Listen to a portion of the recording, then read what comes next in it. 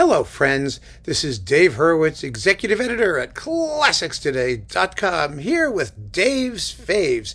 And today I want to talk about Rachmaninoff's Piano Concerto No. 3. Now, Rachmaninoff's Third Piano Concerto is second only to his second piano concerto in terms of popularity. I find it to be an extremely difficult work. I really do. You know, everyone loves it. Everybody moons all over it. They all go, Rachmaninoff. It's a beautiful, beautiful work. Don't get me wrong.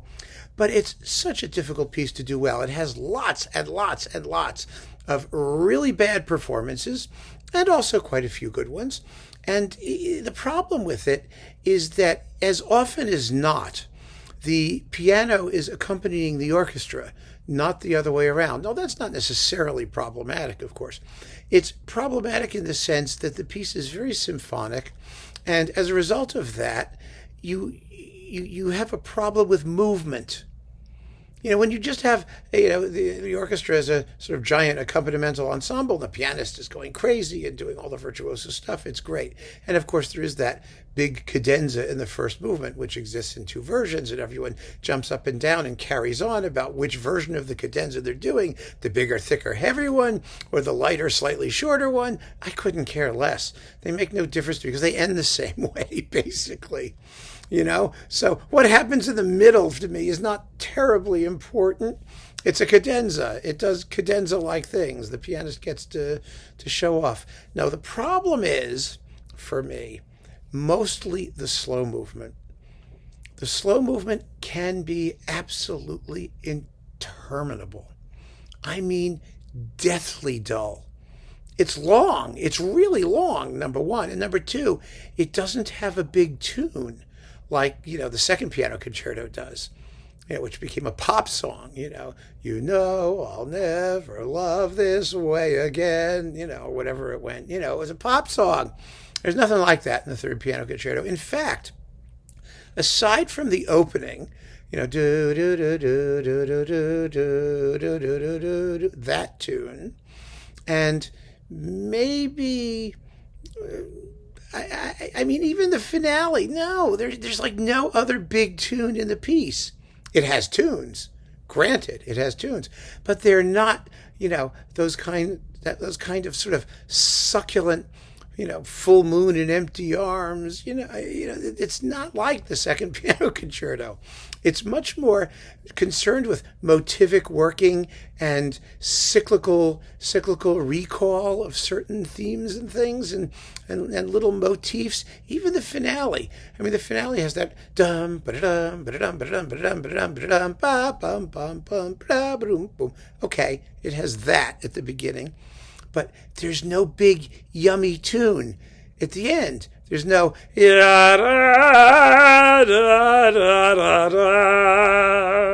nothing like that. It just goes dum ba-da-dum da-da-dum ba-da-dum bum bum ba ba ba ba ba ba. It's chords. It's just lots of chords, big, huge, clunky chords. So I it's not that I don't like it. I do like it. I just think it's much more difficult. And people tend to take it for granted because they just say, it's Rachmaninoff. It's a pile of nice heavy-duty Russian tunes. Well, no, it isn't. It's a very sophisticated and subtle piece of music. And it's long, and it's for me anyway. Maybe other people I know could just listen to a million versions of it, and they're just happy, and it just flows along, and that's fine. But I'm not like that. I keep trying to figure it out. And it's a very, very sophisticated piece of music, I think. Not because it puzzles me, but because what I've discovered is that the closer and more you listen to it, the more interesting it gets. So that's my feeling about the piece. Let's talk about the performance. My fave is this one, which I have talked about many occasions. Zoltán Kocsis with the San Francisco Symphony and Edo de Waart.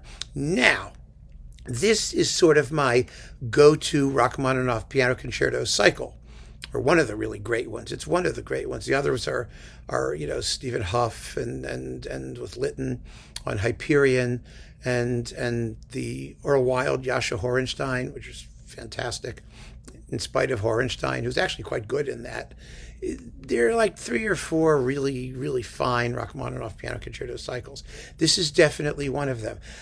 Because I'm doing Dave's Faves and I get to do these concerti individually, this will not be appearing after the others. Well, maybe it will for, I don't know, one of the other ones. I'm not going to give away the game and say which one. But it really is a fabulous performance of the Third Piano Concerto. Why? Because it's fast. Now, I mean, that's a very facile thing to say, isn't it? But it is very quick. It's mercurial. It doesn't sound heavy. And like I said, because the piece is so closely integrated and so symphonic, it has to move. And if you listen to Rachmaninoff's own recording, which I think is a wonderful place to start, he also adopts fairly swift tempos. And more than that, it's not so much about speed. It's about lightness of articulation. It's about not letting the piece bog down in big, fat, clunky piano chords and droopy orchestral accompaniments. You've got to sustain the tension. You know, it's remarkable in the first movement how much of the piece is quiet. Most of it's really very quiet. The opening is very quiet. The ending is very quiet. The second subject, dum, ba-da-dum, bum, bum, bum, bum, is very quiet. You know, a lot of the things that are happening in this piece happen at a lower dynamic level. And that means that there has to be a feeling of suspense, of tension, because it's an allegro. It's not a relaxed movement. And you've got this enormous slow movement coming afterwards. So, although it's got like a quick thing in the middle, but basically it's a slow thing. And so you've got to be able to maintain a sense of constant interest and tension at subdued dynamics. I mean, it's so tricky. And Kocsis is just fabulous at that. It really is. He really is. He just plays the piece like liquid mercury. It goes with it gleams. It has that feeling. And Waart's a wonderful accompanist. He's totally with his soloist the whole way. He knows when to sit back, when to come forward and take over. Kocsis knows the same thing. He knows when the piano's accompanying the orchestra, not the other way around.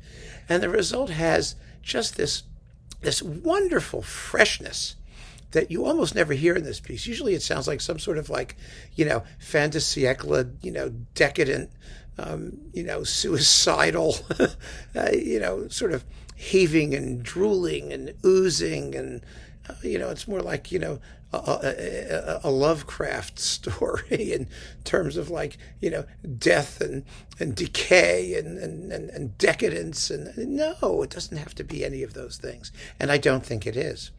I really don't. Even for Rachmaninoff, Mr. Gloom and Doom, this is not his, by any means, a gloomy piece. It's an intelligent piece, a brilliant piece. And that's how it sounds here with Kocsis and Waart on Philips, now Decca. It's in the big Kocsis box, obviously.